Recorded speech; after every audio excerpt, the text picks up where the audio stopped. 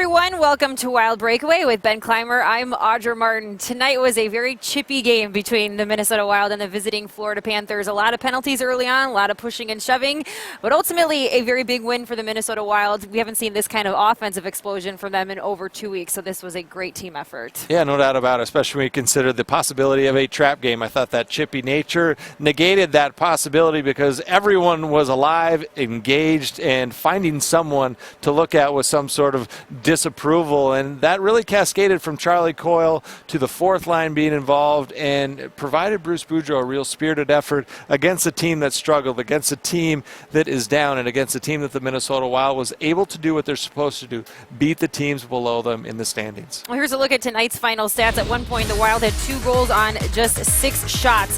But it was the Panthers who win the shots battle 30-22 over the Wild.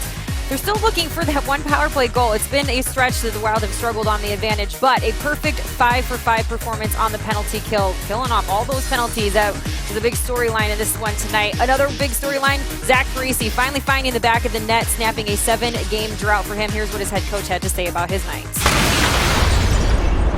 It was good to see him get one early, so he had opportunities.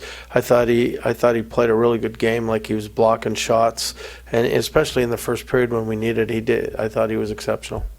So here's a look at what's next for the Wild. They have a quick trip to Nashville to take on PK Subban and the Nashville Predators, who helped them out quite a bit tonight, defeating the St. Louis Blues, which means the Wild now sit in second place in the Central Division.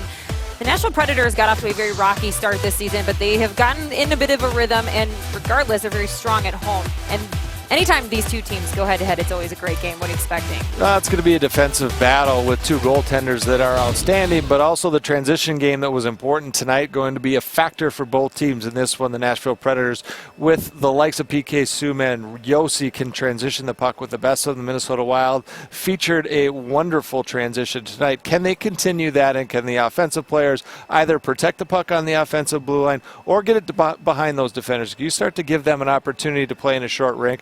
I don't care how your goaltender's playing, because Devin Dubnyk is flat out aces right now. You're going to have a difficult time. Yeah, it's good to see the offense come alive, because if they are facing Pecorino, he's tough. But tonight certainly should give them the momentum they need to hopefully continue the season-high 5-game win streak. We'll see if they can get it done. We look forward to seeing you then. In the meantime, for Ben Clymer, I'm Audra Martin. Thanks for joining us on tonight's Wild Breakaway.